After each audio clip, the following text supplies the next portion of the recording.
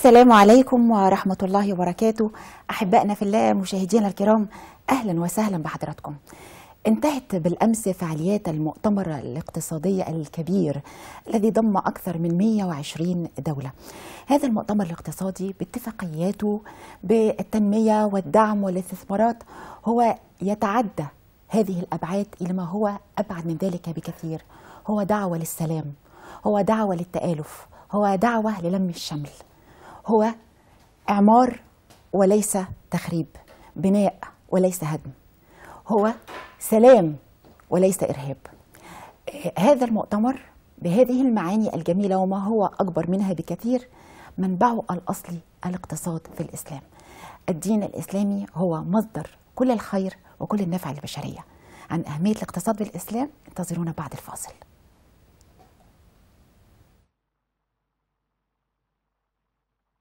اللهم أحسن عاقبتنا. ترحاب بحضراتكم وبنرحب بفضيلة الشيخ اللي مشرفنا في الاستوديو، فضيلة الشيخ أحمد الصباغ من علماء الأزهر الشريف. مرحبا بحضرتك. أهلا يا فندم، أنا مرحبا بحضرتك. صباح الأمل والتفاؤل إن شاء الله دائما يا رب بإذن الله. إن شاء الله. البعض يتصور أن التنمية، الازدهار، التقدم في اتجاه وأن الدين في اتجاه آخر، مع أن مصدر التقدم والازدهار والتنمية والاستثمار والاقتصاد هو مصدره الأصلي الإسلام. الحمد لله رب العالمين. يا رب لك الحمد كله، ولك يا رب الشكر كله، وإليك يا رب يرجع الأمر كله علانيته وسره.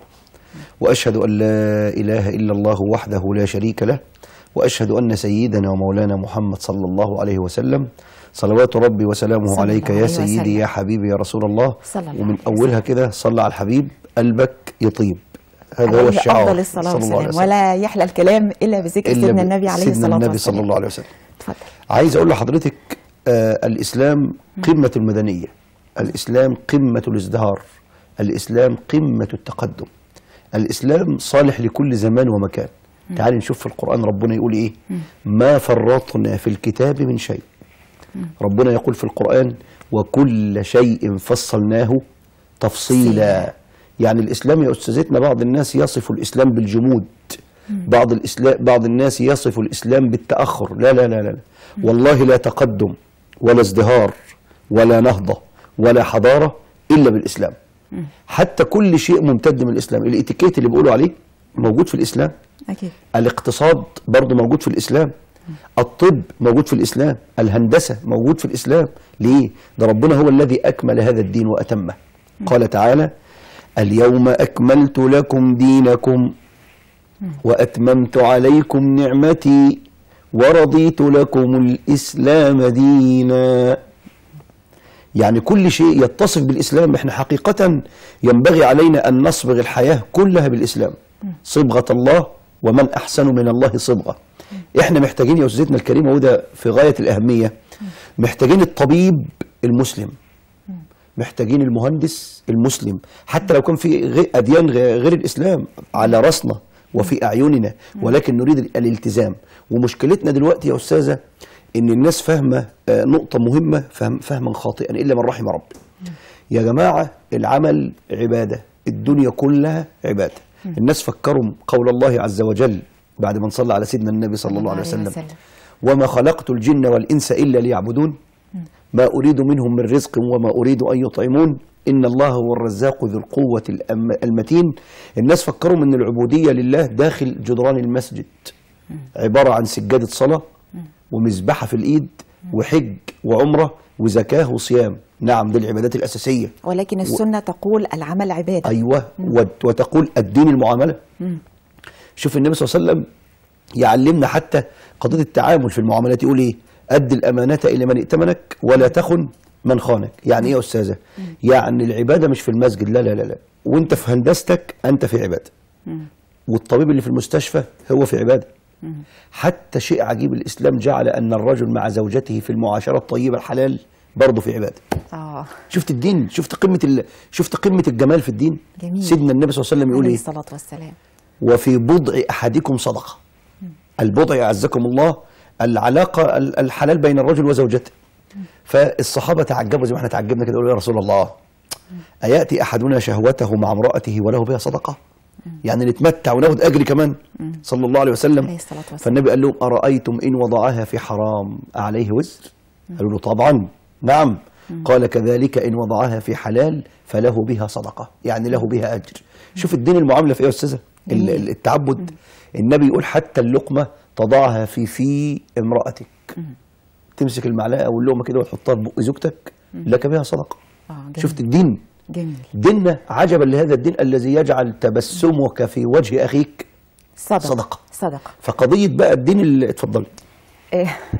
الاقتصاد، نعود مرة أخرى الاقتصاد بالإسلام، كل هذه المعاني اللي حضرتك بتذكرها الجميلة النابعة في المعاملة وكل التعاملات أيضا لها علاقة بالاقتصاد في الإسلام. طبعا. فالاقتصاد الإسلامي اشتمل على معاملات كثيرة لو اتبعت كما ينبغي لنجح هذا الاقتصاد. رقم واحد، نمبر 1 على طول كده نخش في الموضوع.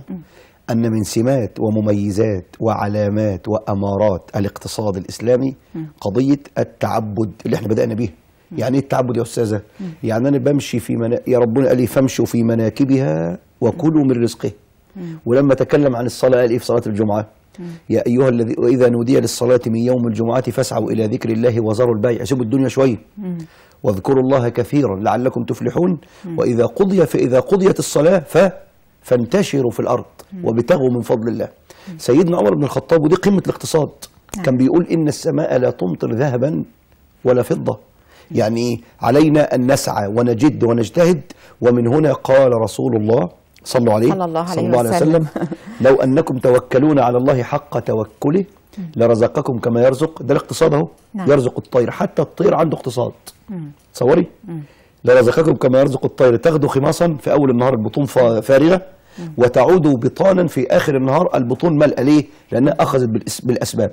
فما علينا يا شباب مصر، يا رجال مصر، يا أهل مصر الشرفاء العظماء الكرماء اللي خايفين على البلد دي، أن نعمل ونجد ونجتهد. وسيبك من الأمثال الخايبة اللي يقول لك لا ده على قد فلوسهم هنعمل. ما ينفعش الكلام ده. يعني الطبيب في مستشفاه يتقن عمله، العمل عبادة هنا بقى. المهندس في هندسته يتقن، الشيخ في مسجده يتقن، الإعلامي في منبره يتقن، الطالب في مدرسته يتقن، الطالب في الجامعة يتقن العمل. من أجل إيه؟ من أجل، ولذلك ده هو ده العمل عبادة. يعني أستاذتنا أنا دلوقتي بجري على أكل عيش وعيش ولادي، ده عبادة.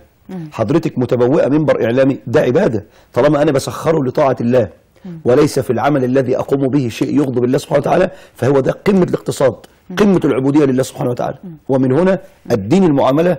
ومن هنا ربنا يقول إيه؟ قل إن صلاتي، شوف ربنا يجمع إيه؟ ونسكي الذبح ومحياي الدنيا ومماتي لله رب العالمين لا شريك له. يعني الإنسان الصح يا جماعة حتى النوم عبادة، العمل عبادة، الملاعبة عبادة، الابتسام عبادة، إلقاء السلام عبادة. فكل ده فامشوا في مناكبها وكلوا من رزقه وإليه النشور. بأول شيء من مميزات وعلامات وأمارات الاقتصاد الإسلامي قضية الإيه؟ العبادة، التعبد. التعبد يعني إيه يا أستاذة؟ أمشي وأطلب رزقي واللي ربنا يديهولي إيه؟ أحمد ربنا عليه وأقول يعني قضية الأرزاق ديت واحد قال فيها كلمات جميلة قوي عجبتني، بس قبل ما نسمعها نصلي على الحبيب صلى الله عليه وسلم. قالوا إيه؟ لا تعجلن فليس الرزق بالعجل. نعم. الرزق في اللوح مكتوب مع الأجل. فلو صبرنا لجاء الرزق يطلبنا ولكنه خلق الإنسان من عجل. ونقتنس الفرصة ديت. وعايز أقول لحضرتك الرزق، وإحنا في الاقتصاد بقى، الرزق ليس مال فقط. إيه هو الرزق؟ ما إحنا في الاقتصاد، الاقتصاد قمة الرزق، صح كده؟ نعم. الناس فكروا من الرزق يا ترى أنا في جيبي كام جنيه؟ حسابي في البنك فيه قد إيه؟ دفتر التوفير بتاع البريد فيه كام جنيه؟ صح؟ الفيزا كارت رصيدها كام؟ لا ده مش الرزق بس، ده نوع من انواع الرزق. ده الرزق اللي هو يعني الفهم السائد بين الناس. الفهم السائد بين الناس. ولكن الرزق العلماء لما جم عرفوه تعريف جميل قوي، يا ريت كده الجماعه يكتبوها. الرزق هو كل ما ينتفع به ماديا كان او معنويا. معنويا، يعني الرزق يشمل ايضا الانتفاع المعنوي وليس فقط الانتفاع المادي او الحسي. يعني ايه؟ هقول تاني، الرزق ايه؟ كل ما ينتفع به ماديا كان او معنويا. يعني ايه المادي؟ فلوس رزق، اللبس اللي احنا لابسينه ده رزق، القعده اللي احنا قاعدينها دي رزق، العربيه اللي عندنا دي رزق، الشقه اللي احنا فيها رزق، الابناء رزق. دي كله مادي اهو بقى. ده كله مادي او حسي. المعنوي بقى الايمان رزق، حب النبي رزق، الاخلاص رزق، الاسلام رزق، هدايه الاولاد رزق، الصحه رزق، العافيه رزق، البصر رزق. كنا ماشيين على رجلينا كده، ده رزق. ربنا يوسع ارزاقنا جميعا يا رب. الناس فكروا وسع ارزاقنا في الفلوس بس. لا مش في الفلوس بس. يعني كم من الناس عنده فلوس كتيره بس ربنا خد منه الصحه. واحد ربنا مديله صحه بس ما عندوش اولاد. واحد ربنا مديله اولاد بس مضيق عليه في الرزق. سبحان الله. فتلاقي الكفه ايه؟ متساويه. يبقى قضيه واحد صحيح. واحد صحيح. الله يرحم الشيخ شعراوي فعلا. يبقى التعبد بقى يا استاذتنا بفهمنا العبوديه في قضيه الاقتصاد، ان الرزق كل شيء ينتفع به في الدنيا هو رزق. ادي نقطه. وشيء عجيب كمان ان الرزق منه حلال ومنه حرام. تصور ديت؟ يعني ايه بقى؟ يعني كده الحاجه اللي جات لك هي رزقك، كده هتجيلك. بس منا من يتعجل ويأخذها بطريق غير مشروع فتصله بطريقه حرام. اضرب لك مثل؟ اتفضل. مثل بس تصلي على الحبيب صلى الله عليه وسلم. عليه افضل الصلاه والسلام. يعني الانسان اللي بنادي عليه دلوقتي اللي بيختلس من مال الدوله، واللي بيسرق الفلوس اللي مش بتاعته، واللي بينهب اموال اليتامى، كده ده رزقك، بس انت تعجلته فاخذته بالحرام. تعجلته فاخذته بالحرام. يعني ايه؟ سيدنا علي بن ابي طالب رضي الله عنه ركب الفرس بتاعه ماشي، فسمع الاذان الله اكبر الله اكبر، فقال بس الصلاه على ايه؟ على وقته. جه نازل من على الحصان، حاول يربطه في مكان او يسيبه في مكان مش قادر، فلقى غلام صغير كده قال له نعم يا فضيل يا امام. قال له امسك الفرس بتاعي ده او الحصان على ما اصلي واخرج. صليت على الحبيب صلى الله عليه وسلم. فعلى ما صلى وخرج لقى مفاجاه. ايه المفاجاه؟ لقى ان الحصان بتاعه واقف من غير السرج اللي على ظهره. السرج اللي هو الحاجه اللي بتتحط على ظهر الفرس عشان الناس يركبوا عليها. لقى الغلام زغ في عينيه السرج ده فسرقه وخده وساب الحصان عاري. انت متصوره المشهد ايه؟ فسيدنا علي مش هيعرف يركب من غير السرج. عزكم الله. واخد الحصان للبيت ونادى على الخادم بتاعه وقال له خد 2 درهم درهمين، يعني قولي مثلا زي 2 جنيه او 20 جنيه حاجه كده يعني. واشتري لنا سرج جديد يا ابني من السوق، يلا عوضنا على الله. فراح اشترى سرج وجه. فسيدنا علي مسك السرج الجديد بيركبه على ظهر الفرس، وكانت المفاجاه ان اكتشف ان هو السرج بتاعه، هو نفس السرج، هو بتاعه اللي اتسرق. فسيدنا علي في السوق على طول الولد اللي سرقه وخده باعه هناك. واللي هو الخادم بتاع سيدنا علي. كده الصوره وضحت. يعني نصيبه رجع له تاني. فسيدنا علي قال ايه؟ قال سبحان الله اتعجب من هذه الدنيا. الدرهمين، هو بيقول كده الدرهمان اللتيتهما لك اشتري بهما هذا السرج كنت قد جهزتهما في جيبي لاعطيهما لهذا الغلام. ال2 جنيه او ال10 جنيه اللي انت خدتها، بقول الخادم بتاعه اشتريت بها السرج ده، انا كنت مجهزها في جيبي اديها للغلام لما اخرج من الصلاه. سبحان الله. من غير ما يسرق ولا يجري ولا يعمل. الا انه تعجل فاخذها بالحرام. طب يا شيخنا، يعني بنقدر نقول ان كان في الفترات السابقه كم كبير من الفساد والرشوه ما قبل العهد اللي احنا فيه. ربنا ان شاء الله يوفقنا فيه ويوفق قادتنا فيه باذن الله. ان شاء الله. هل نقدر نقول ان هذه الازمات اللي مرت بها البلد راجعه زي ما حضرتك بتقول ان في تكاسل، عدم اخلاص في العمل، في قدر من الحرام، في قدر من الرشوه، في قدر من الفساد هو اللي تسبب؟ يعني لو كل فرد فينا، مش القيادات قياده المنظومه، لا احنا نتكلم على كل الشعب، كل الإصلاح يبدأ من القاعدة وليس من القمة. إن الله لا يغير ما بقوم حتى يغيروا ما بأنفسهم، عشان بلدنا كلها تتحسن وهذا المؤتمر يكلل بالنجاح. نعم. ويكون واقع فعلا. نعم. ينقل بلدنا إلى مصاف الدول المتقدمة المزدهرة الراسخة اقتصاديا. على كل واحد فينا أن يتقي الله في عمله وفي أمانته. عايز أقول لحضرتك حاجة لله، كل منا يحتاج إلى مؤتمر مع نفسه صدقا. نعم.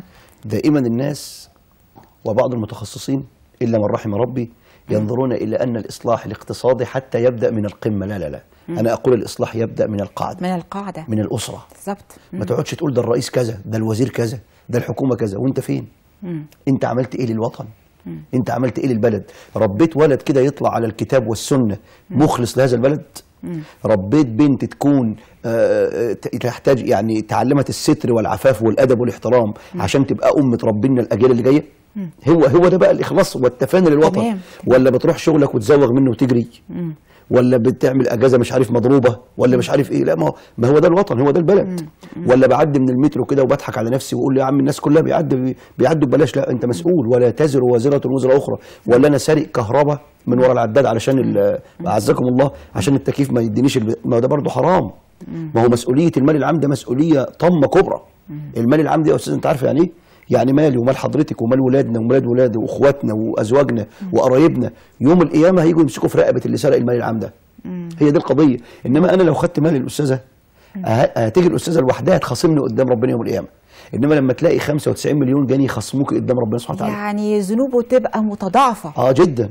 ما تقوليش الناس كلها ماشيه كده، ماليش دعوه بالناس. قال رسول الله صلى الله عليه وسلم انا لا دعوه بالناس في الخير بس، انما الشر ماليش علاقه. شوف النبي صلى الله عليه وسلم قال ايه، بس تصلوا عليه صلى الله عليه وسلم. لا يكن احدكم إمعة يقول انا مع الناس زينا زي الناس.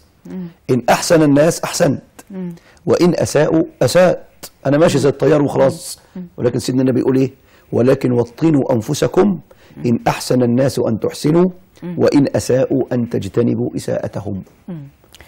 الحقيقه نظره الاسلام الى الاقتصاد نظرة بعيدة وصالحة لكل الأزمان. نعم. كيف ترى ذلك؟ هقول لحضرتك احنا قلنا أول سمة من سمات الاقتصاد ايه؟ التعبد والعبادة. نعم. رقم 2 التوازن. التوازن يعني ايه؟ يعني شوف ربنا يأمرنا بالصلاة وبعد الصلاة يقول ايه؟ فإذا قضيت الصلاة فانتشروا في الأرض وابتغوا من فضل الله. يعني نعيد تاني بين قوسين، العمل عبادة. بس امتى يكون العمل عبادة يا أستاذة؟ إذا كان في طاعة الله عز وجل، إذا كان لا يلهي عن الصلاة. أما العمل الذي هو في معصية الله ويلهي عن الصلاة فهو ليس عبادة لله ولكنه عبادة للشيطان. يعني أنا في وظيفتي في عبادة، أنا في بيتي في عبادة، الفلاح في الحقل بتاعه في عبادة، الراجل بتاع البلدية الراجل الطيب اللي واقف في الشارع في عبادة، السواق اللي شغال في عبادة. يبقى أول شيء أو أول حاجة كانت التعبد. ثاني شيء التوازن بين الروح والمادة. يعني ربنا بيقول لك صلي وتعبد وقيم الليل، بس في نفس الوقت ولا تنسى نصيبك من الدنيا. شوف سيدنا عمر بن الخطاب لما دخل على واحد في المسجد وبعدين وجد هذا الرجل كثير العبادة في المسجد، ما بيسيبش المسجد، قائم صايم نايم عابد. فسيدنا عمر سأله سؤال، قال له مما تأكل؟ من اللي بيصرف عليك؟ قال له أخويا شغال بره وبعدين ربنا بيرزقه فبيديني بيطف عليه يعني. فسيدنا عمر كانت المفاجأة أن قال له أخوك أعبد منك. رغم ان ده في المسجد وده شغال بره. وهو ما شافش اخوه ده بيصلي او بيصوم او عبادته شكلها ايه. لا نقلل من العباده. لكن شاف ان هو بيعمل. لا نقلل من العباده. وبينفق على شوف النبي صلى الله عليه وسلم يقول حديث جميل قوي. ابويا واخويا والناس الطيبين الفلاحين او اللي هو بتاع السباك او بتاع البلاط او بتاع المحاره او السواق اللي يعني بتيجي في اخر اليوم بتلاقي ايده كده زي ما بيقولوا عليه اسمها كله كده او بتبقى كده ايه خشنه قوي كده. في مشاكل. تصور ان الايد ديت سيدنا النبي بيحبها والاسلام حض عليها. النبي صلى الله عليه وسلم قال ايه؟ قال من بات كالا من عمل يده بات مغفورا له. الست في بيتها وقفت في المطبخ ساعتين 3 توضب الاكل وبعد الاكل مكانهم تقعد تغسل البتاع ده وبعد ما تخلص غسيل المواعين تبدا في الغساله، بعد ما تخلص غسيل اللبس غسيل الهدوم تبدا تقعد مع اولادها المذاكره طهقانه مش قادره. كل امهاتنا كده. فعايز اقول لها احتسبي هذا العمل عند الله. وتيجي بالليل كده او العامل او الاب يقول دي ريحتي وجعاني مش قادر. عارفه لو اخلص النيه لله بات مغفورا له. شفت العمل يعني شفت العمل عمل ايه؟ حضرتك هذا المعنى الجميل النابع من ديننا الاسلامي. لو الانسان اي انسان وهو بيتعب سواء الزوجه في بيتها مع اولادها لو هو تذكر هذه المقوله احتساب الاجر احتساب الاجر هيهون عليه حتى التعب. كتير قوي كتير قوي. يبقى دنيا واخره من الوقت. يبقى اقتصادنا ايه؟ توازن بين الدنيا والاخره، بين الروح او النفس والماده. نعم. ربنا قال ولا تنسى نصيبك من الدنيا. الحديث ده بيعجبني قوي. من بات كلا من عمل يده بات مغفورا له. يبقى كان واحده، اول واحد التعبد، الثاني التوازن، ثالث حاجه اللي جايه الاتقان. ديننا يعلمنا في قضيه الاقتصاد والعمل ان نتقن هذا العمل. قال رسول الله صلى عليه صلى الله عليه وسلم. تعودنا بقى حبيبي صلى الله عليه وسلم. قال صلى الله عليه وسلم في قضية إتقان العمل: إن الله يحب، ربنا بيحب ولله المثل الأعلى، إذا عمل أحدكم عملا أن يتقنه. عايز الناس بتوع الفنيين والصنايعية لما يعمل عمل يتقي الله سبحانه وتعالى في هذا العمل ويتقن هذا العمل. معنى الإتقان إن أنا أؤدي عملي بحب. ومشكلتنا عندنا في بلدنا يا أستاذة، اسمحي لي في هذا اللفظ، قضية ما يسمى بكليات القمة أو مناصب القمة. أنا في تقصد حضرتك الطب، الهندسة، الإعلام، مع احترام كل التخصصات، مع احترام كل التخصصات، كل منا قمة في كليته أو في مجاله إذا أفلح فيه. يعني إيه؟ يعني الراجل بتاع التجارة لو أفلح بقى قمة، أكيد. الراجل بتاع البلدية لو أفلح بقى قمة، المهندس لو أفلح بقى قمة، الرسام لو أفلح بقى قمة، الإعلامي لو أفلح بقى قمة.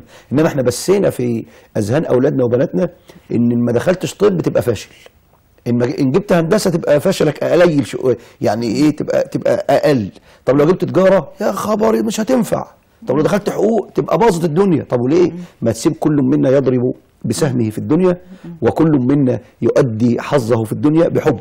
أهم حاجة إن أنا أعمل عملي بإيه؟ أعمل عملي بحب. طب يا شيخنا، الشباب أيوة حاليا احنا عايزين حضرتك تكلم الشباب، لأن لا يدركوا قيمة الوقت. نعم. وبعدين بلدنا في التوقيت ده محتاجة لهم، نعم. محتاجة جهدهم، محتاجة لإيمانهم بقيمة العمل، محتاجة لدفع الاقتصاد الأمام، لازدهار بلدنا، محتاجة هذا الكم من الشباب اللي هو فعلا ثروة بشرية كبيرة، ولكن عايزين الاستفادة بيها. الشباب هم أمل اليوم ورجال المستقبل. ودائما سيدنا النبي صلى الله عليه وسلم كان يحضنا وكان يأمرنا بالتواصي بالشباب. حتى القرآن يضرب لنا مثل بالشباب. يا شباب مصر اسمعوا، أحسن عنصر وأحسن قصة ودرس في القرآن الكريم كان بالنسبة للشباب. شوفي ذو القرنين كان شاب، ما كانش كبير، ما كانش شيخ كبير، لا خالص. وذو القرنين ضرب لنا مثل في ايه؟ في الجد والاتقان والعمل والنشاط. شوفوا لما حتى اذا بلغ بين السدين عند ياجوج وماجوج زمان، وجد من دونهما قوما لا يكادون يفقهون قولا، مش فاهمين انه او اللغات مختلفه او اللهجات مختلفه. قالوا يا ذا القرنين، شوف التكاسل بقى يا شباب، اتعلموا من الدرس ده بقى، شباب مصر وفتيات مصر برضه. نعم. قالوا يا ذا القرنين إن يأجوج ومأجوج مفسدون في الأرض. جماعة اسمهم يأجوج ومأجوج بياكلوا الأخضر واليابس ويدمروا الدنيا ويخربوا البلد بعد ما نبني ونزرع ونظبط. يجوا في يوم وليلة اللي احنا عملناه في سنة يبوظوه، كل سنة بقى يعملوا ويجي يأجوج ومأجوج يبوظوا. فقالوا له إيه؟ إن يأجوج ومأجوج، بيقولوا ذو القرنين، مفسدون في الأرض. يبقى عارفين المشكلة بتاعتهم في مين؟ في يأجوج ومأجوج. اهو دراسة جدوى. تمام. فهل نجعل لك خرجا، ندي لك كام؟ عايز كام؟ عايز فلوس كام؟ على أن تجعل بيننا وبينهم سدا. يبقى عارفين العلاج، عارفين الداء وعارفين الدواء. شخصوا المرض وحددوا العلاج، عرفوا ان مشكلتهم في يأجوج ومأجوج. كلام واضح؟ تمام. طب والحل بتاعها ايه؟ ان احنا نعمل بيننا وبينهم سدا. طب ما تعملوه انتوا بقى. كسالى. ولذلك النبي استعاذ بالله من الكسل، اعوذ بالله.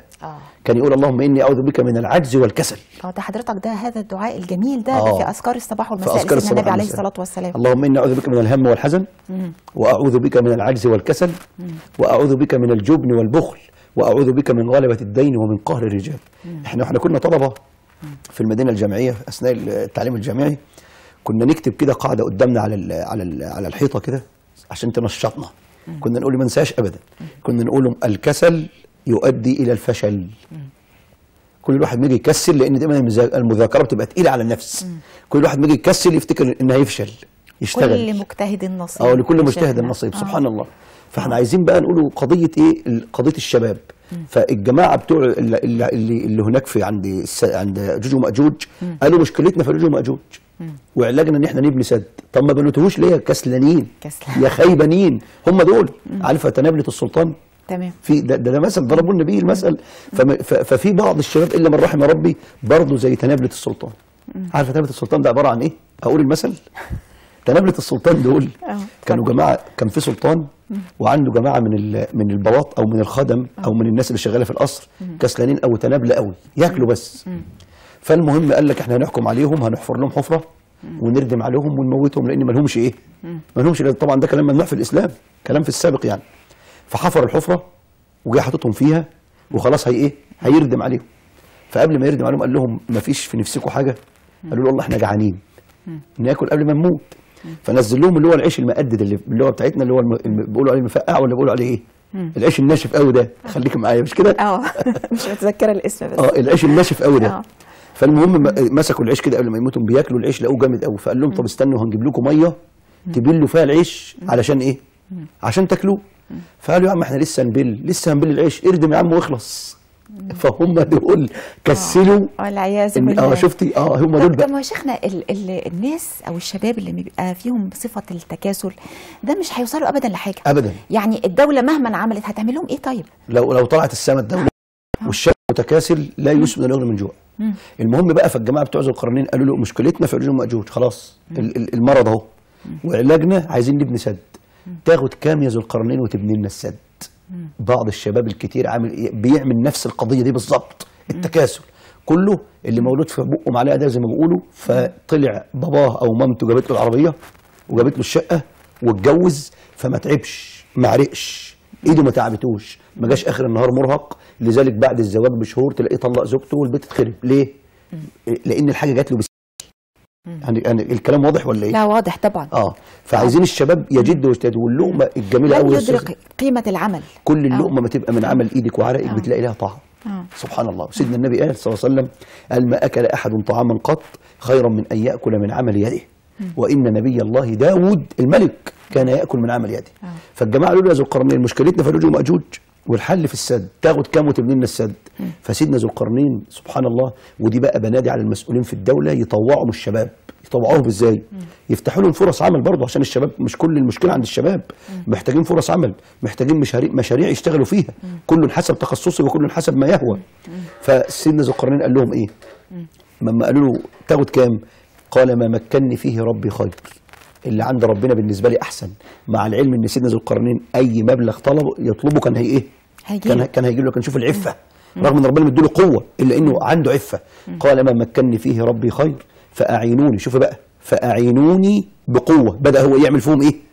يشغلهم. يعني بالبلدي ايد لوحدها ما تسقفش. قال لهم مش انا اللي هعمله انا والجيش بتاعي، لا لا لا انتم ساعدونا هنعمله مع واخد بالك من هنعمله مع بعض. في كلمه ايه؟ فاعينوني بقوه.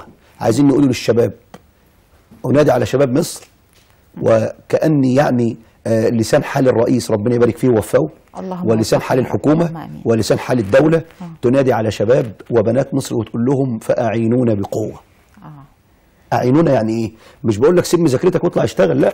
اعينونا كل في موقعه وكل حسب تخصصه. تمام. حتى الطالب يعين الدوله ويعين بلده في المذاكره بالاجتهاد بالمذاكره. ما الدوله صرف عليه من مدرسه ودروس وقصص وذاكر بقى. انت انتجت ايه؟ فانا عايز اقول للشباب كان ليا خطبه اسمها كده فاعينونا بقوه. ومش بضعف بقى ولا بكسل، لا بايه؟ شفت ذو القرنين؟ فاعينوني بقوه. ادي واحده. اجعل بينكم وبينهم ردما. مش هم قالوا له سده، قال لهم لا لو احنا عيننا بعض مش هيبقى سد، هيبقى ردم والردم اقوى. تمام. يبقى اعينوني بقوه اجعل بينكم وبعدين قال لهم ايه؟ اتوني. بدا يعمل فيهم ايه يا استاذه؟ يشغلهم. اتوني زبر الحديد يعني اعطوني اطراف الحديد. اتوني زبر الحديد حتى اذا سوى بين الصدفين. قال شوف بدا يشغلهم انفخوا. تعالوا يا اولاد الكسلانين انفخوا في النار عشان ايه؟ بدا يعمل فيهم ايه؟ يشغلهم اهو. قال انفخوا حتى اذا جعله نارا قال اتوني نولوني بقى افرغ عليه قطره. يعني ايه بقى؟ فما استطاعوا ان يظهروا وما استطاعوا له نقبه.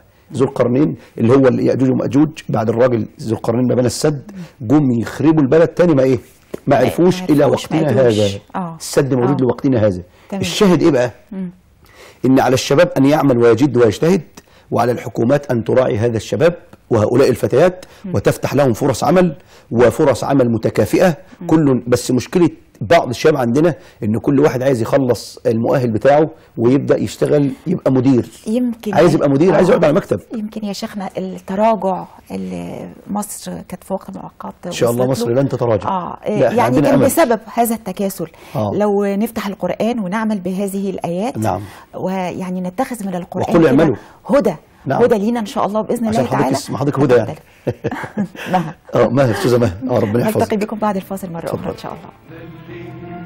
ألوذ به إياك يا سندي مولاي. كنا نتحدث عن أهمية العمل وأهمية العمل بما نص عليه الإسلام في مجال الاقتصاد والعمل والتنمية. حضرتك لما ذكرنا في سورة الكهف ذو القرنين، وذكرنا إزاي ممكن أن أهمية العمل وعدم التكاسل، نعم. التوكل وعدم التواكل. نعم. لو كلمنا عن الاقتصاد بشكل عام، كيف نتخذ من الاقتصاد الإسلامي نبراس تتقدم به البلد؟ نيجي بقى نسأل يا أستاذتنا، حضرتك يعني فتحت لنا باب جميل، أحييك يا أستاذة مها، ربنا يبارك في حضرتك. الله يبارك فيك. إيه هو الاقتصاد الإسلامي ببساطة؟ الاقتصاد الإسلامي هو التعامل من منظور إسلامي وبضوابط شرعية. يعني الإسلام لا يقيد الحريات، لا لا لا، ده الإسلام يحافظ على الحريات. وأهم باب من أبواب الاقتصاد هو العمل والنشاط. بمعنى ايه؟ بعد ما نصلي على النبي صلى الله عليه وسلم، صلى الله عليه وسلم، كنا قبل الفصل بنقوله يا شباب، انا بقول انا لنفسي اهو، بقول لكم مفيش حاجه عندنا في الاسلام اسمها العمل ده عيب، لا لا لا، مفيش حاجه واحد يقول لي ده انا سواق البيه، لا لا لا، ده انا بواب، يا عم عادي مفيش مشكله، طالما بتجيب لقمه لاولادك من حلال مفيش حاجه اسمها عمل عيب. بدليل ايه؟ ان سيدنا النبي صلى الله عليه وسلم رعى الغنم. النبي محمد، انت احسن من النبي صلى الله عليه وسلم، كان شغال بيرعى غنم، لدرجه ان النبي لما نزلت عليه الرساله وبقى نبي استاذ مها، فبقى معدي كده وهو جاي لمكه، فيعدي على حته ارض يمر عليها، يقول ايه؟ يقول والله كنت ارعى هنا الغنم على قراريط لاهل مكه. قراريط يعني على ملاليم، يعني النبي بيفتكر وبيفتخر. بقول لهم يا جماعه، يا كانه بالبلد بتاعنا، شوف الايام، انا في يوم من الايام كنت برعى غنم هنا على ملاليم للناس عشان اعرف اكل لقمه. شوف النبي محمد، ويجي النبي يقول ايه صلى الله عليه وسلم؟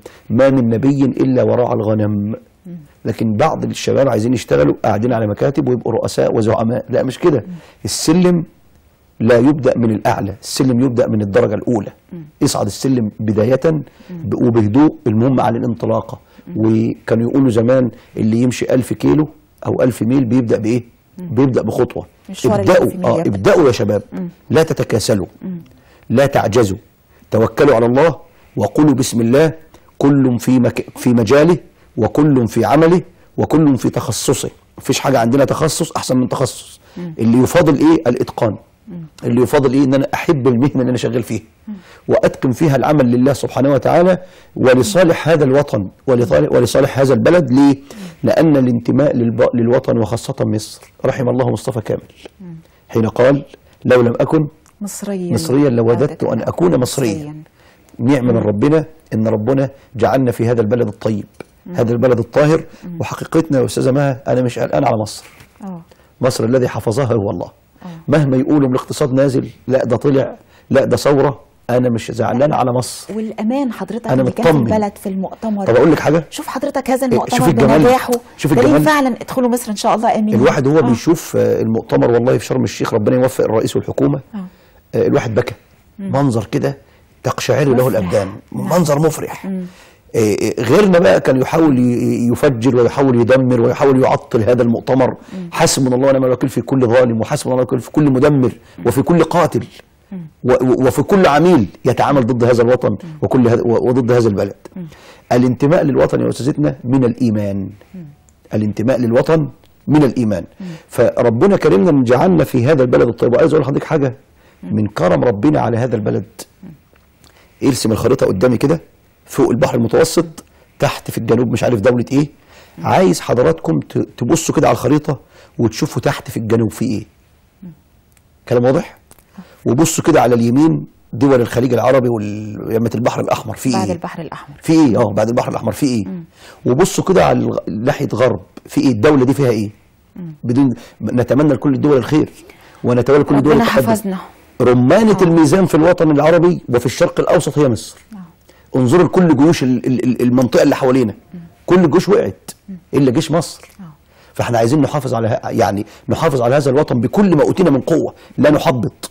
اوعى تسمع اللي يقول لك لا دي خربانه، ده ضربوا لعمه، ده اللي جاي اسوأ. لا، مين اللي قال لك اللي جاي اسوأ؟ لا، ان شاء الله ان شاء الله باهر. باذن الله ان شاء الله خير. كل فرد فينا، في كل واحد في أيوة. مسؤوليته يعمل اللي عليه امام الله سبحانه وتعالى. تفاءلوا مهما حصل. تفاءلوا بالخير تجدوه. واحد يقول وانا يعني كلمتي اللي ايوه كلمتك. عارفه المثل اللي بيقول لك النوايا تسند الزير؟ عارفه الزير ولا مش عارفه؟ بتاع الميه. ربنا يبارك في حضرتك. يعني الواحد ما يقللش من جهد نفسه ولا يقلل من شخصيه نفسه. لا، اما تلاقي حد بيتكلم على مصر بطريقه غير محترمه قول له لا، ده بلدك، اتق الله، انتمي لهذا الوطن، انت رجل غير وطني. والست تقول لزميلتها انت غير وطنيه. لا، ما نعملش سلسله احباط. لا نريد ان ننظر، كانوا يقولوا لنا كده، لا نريد ان ننظر الى نصف الكوب الفارغ ولكن ننظر الى نصف الكوب الممتلئ. دائما نقول طب ما تنظر تقول شوف بلدنا عامله ايه والبلد اللي حوالينا عامله ايه. شوفوا سبحان الله، المسلمين والمسيحيين بيحبوا بعض قد ايه في هذا البلد، مسلم ومسيحي اخوه في الله، بيتاجروا مع بعض وبيحبوا بعض وبيعيشوا مع بعض وبيهنوا بعض.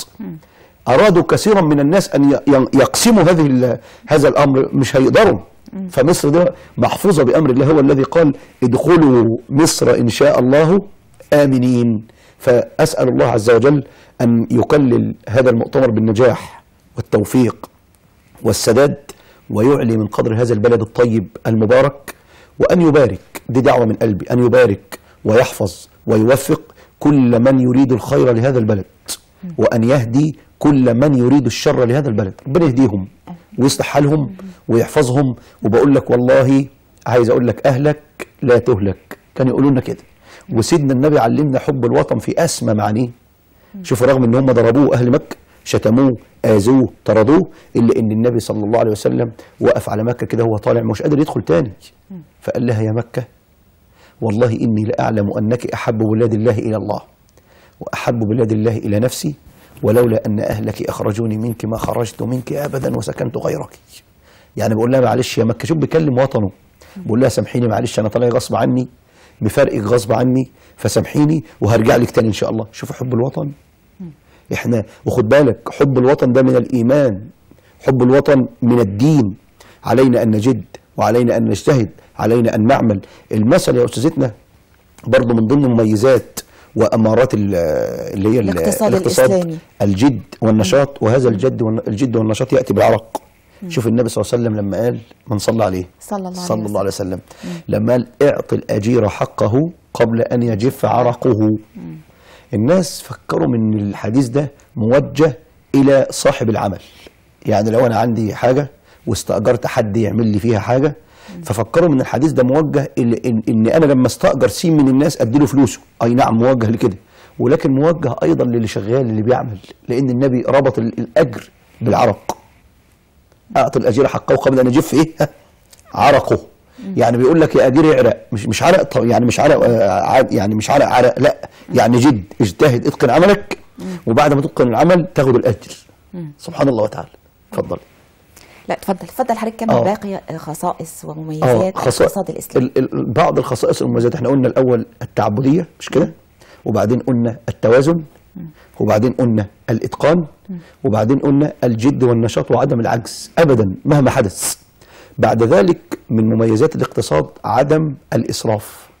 حتى كلمه اقتصاد نفسها تقتضي الوسطيه والاعتدال، اللي هي ايه؟ واقصد في مشيك، مش كده؟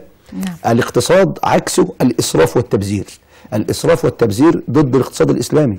شوف ربنا سبحانه وتعالى يقول ايه؟ ولا تبذر تبذيرا ان المبذرين كانوا اخوان الشياطين. يا خبر ابيض. وكان الشيطان لربه كفورا. يعني ايه؟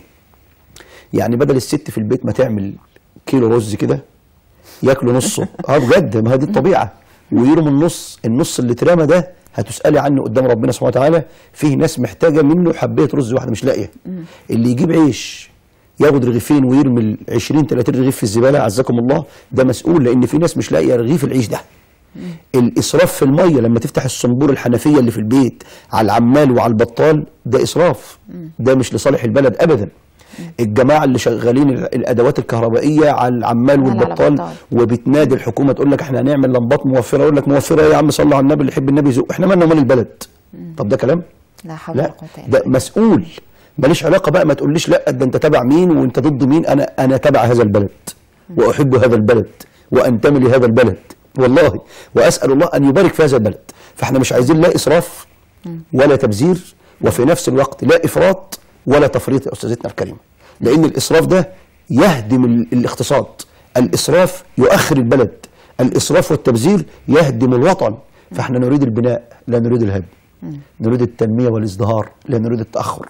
دولتنا دائما ستكون في المقدمة، ووطننا دائما سيكون في الزعامة دائما. مصر أبدا لن تكون تابعة، مصر دائما متبوعة، مصر دائما يقتدى بها، يضرب بها المثل في كل كبيرة وفي كل صغيرة. والله كان شيء يعني مفرح، شيء يسعد القلب في وجود المؤتمر الاقتصادي من كل أنحاء دول العالم. حاجة تفرح وحاجة تسر القلب، بس إن شاء الله ربنا يكلله بالنجاح والازدهار والتوفيق. يلا مصر الجديدة جاية، مصر العظيمة، مصر كانت، احفظوها لله، مصر كانت ولا زالت وستظل قوية داعمة مزدهرة متقدمة، رغم أنف الحاقدين، رغم أنف الكارهين، ورغم أنف الحاسدين بإذن الله تعالى. دعاء لمصر. دعاء لمصر، ندعو الله وأمنه لعلها ساعة إجابة. امين. اللهم صل وسلم وبارك عليك يا سيدي يا حبيبي يا رسول الله. اللهم احفظ مصر من الفتن ما ظهر منها وما بطن. اللهم احفظ مصر من الفتن ما ظهر منها وما بطن. اللهم احفظ مصر وشعبها وأهلها وجيشها وحكومتها ورئيسها. اللهم لا تشمت في مصر عدوا ولا حبيبا. اللهم احفظ مصر من فساد المفسدين، واحفظها من كيد الكائدين، واحفظها من شماتة الشامتين، واحفظها من ظلم الظالمين. اللهم لا تحوج مصر إلا لك، ولا تجعل يا رب مصر تمد أيديها إلا لك. اللهم آمنا في أوطاننا يا ربنا. مصر التي قلت فيها وقولك الحق، ادخلوا مصر إن شاء الله آمنين. فاللهم أنعم على مصر بالأمن والأمان والسلامة والسلام والسلامة والسلام. اللهم احفظ مصر من أعدائها داخليا وخارجيا. اللهم احفظ مصر من الداخل والخارج يا أرحم الراحمين. ووفق يا رب ولاة أمرنا لما تحبه وترضاه، وارزقهم يا مولانا البطانة الصالحة النافعة. اللهم أصلح شبابنا واهد بناتنا واهد بناتنا. اللهم افتح مجالات العمل للشباب والبنات يا أرحم الراحمين. اللهم من أراد مصر بخير فوفقه لكل خير، ومن أراد مصر بشر فاجعل كيده في نحره يا أرحم الراحمين. ربنا آتنا في الدنيا حسنة وفي الآخرة حسنة وقنا عذاب النار. صلى الله وسلم وبارك على سيدنا محمد وعلى آله وصحبه وسلم. هل يا شيخنا في دعاء معين ممكن ان احنا ناس تدعو به علشان يساعدهم على العمل والإنتاج والنشاط؟ يستعيذوا بالله. وإما ينزغنك من الشيطان نزغ فاستعذ بالله. سيدنا النبي كان دائما يكثر من هذا الدعاء كما حضرتك تفضلتي أستاذتنا الكريمة مها، صباحا ومساء. اللهم إني أعوذ بك من الهم والحزن، وأعوذ بك من العجز والكسل، وأعوذ بك من الجبن والبخل، وأعوذ بك من غلبة الدين ومن قهر الرجال. وسيدنا النبي صلى الله عليه وسلم كان يقول استعن بالله ولا تعجز. يعني يا أستاذة، إياك وإياك ثم إياك من القنوط، من اليأس. ربنا هو الذي قال قل يا عبادي الذين أسرفوا على أنفسهم لا تقنطوا من رحمة الله. مهما حصل إن شاء الله في خير، تفائل. التشاؤم ضد الدين، ما فيش عندنا في الاقتصاد الإسلامي تشاؤم أبدا مهما حدث، سبحان الله. وعايز أقول نقطة مهمة، يا ترى إيه هو رأس مال الاقتصاد الإسلامي؟ رأس المال إيه يا أستاذة؟ بعض الناس يظنون أن رأس المال هو الأموال. هو الأموال. لا خالص. لا. أنا أقولها لله هدية بقى عشان خاطر الأستاذة مها سمير للناس الطيبين والأسرة البرنامج والأسرة البرنامج المحترمين طبعا. الأسرة كلها وفريق العمل المحترم والبرنامج المميز. أسأل الله أن يرزقهم الإخلاص والتوفيق والسداد والقبول. قل أمين. آمين. رأس مال الاقتصاد الإسلامي، بل رأس مال الإنسان في الحياة ليس المال ولكنه الوقت. الوقت ليه؟ عارفة المثل اللي كان بيقول الوقت من ذهب أو الحكمة دي غلط. ليه غلط؟ لأن الإنسان ممكن يكون معاه ذهب، كوم ذهب، وممكن يعلن إفلاسه، صح؟ بس ممكن الذهب يرجع مرة تانية. إنما الوقت الذي يمر لم ولن يعود أبدا. يبقى نقوله مش الوقت من ذهب، لا، الوقت أغلى من الذهب. الوقت كالسيف إن لم تقطعه قطعك. فعايز أقول للشباب اللي بيقفوا على يعني مفارق الطرق وعلى أفواه السكك ويقعدوا على نواصي الطرقات، بقول لك الوقت ده، واللي يقعد بقى على الفيس والتواصل الاجتماعي هو التواصل الاجتماعي جميل، ولكن برضه احنا قلنا لا افراط، نكسب وقتنا برضه. لا افراط ولا تفريط. تمام. كان عجبني واحد لطلابنا دلوقتي، هنخش دلوقتي احنا بنقوله ايه؟ ذاكر وما تلعبش. لا، احنا بنقوله ايه؟ ذاكر وابتعد عن الفيسبوك والتواصل الاجتماعي. بدأ الطلبة يدمنوا هذا الامر. انا مش بحرم هذا الامر، لا لا لا، ولكن يا جماعه لا افراط ولا تفريط، خير الامور الوسط، حب التناهي شطط. فعايز اقول لك الوقت ده مسؤول، هتسأل عنه امام ربنا. قال رسول الله صلى الله عليه وسلم لا تزول قدم عبد يوم القيامه حتى يسأل عن اربع حاجات من ضمن عناصر الاقتصاد الاسلامي.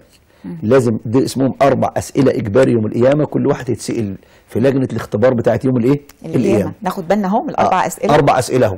1 بس سريع عشان وقت البرنامج 1 للأسف. عن عمره فيما أفناه. 2 وقته عن شبابه فيما أبلاه. 3 عن علمه ماذا عمل به. 4 شوفي بقى المال، وعن ماله من أين اكتسبه وفيما أنفقه. جابه منين ووداه فين. لو عملنا فعلا بهذا الحديث الشريف، أكيد هتختلف بلدنا، أكيد بإذن الله تعالى هنضع مصر في مصاف. حضرتك عندك تفاؤل للي جاي، مش كده؟ إن شاء الله. ربنا سبحانه وتعالى بيقول أنا عند ظن عبدي بي، الله يبارك فإن خيرا فهو خير. إن شاء الله. إن شاء الله خير، إن شاء الله مستقبل مصر جميل. بنشكر حضرتك شكرا جزيلا ضيفنا الكريم. الله يبارك في حضرتك. نشكر فضيلة الشيخ أحمد الصباغ من علماء الأزهر الشريف. الله يبارك في حضرتك. ونشكركم مشاهدينا الكرام، والسلام عليكم ورحمة الله.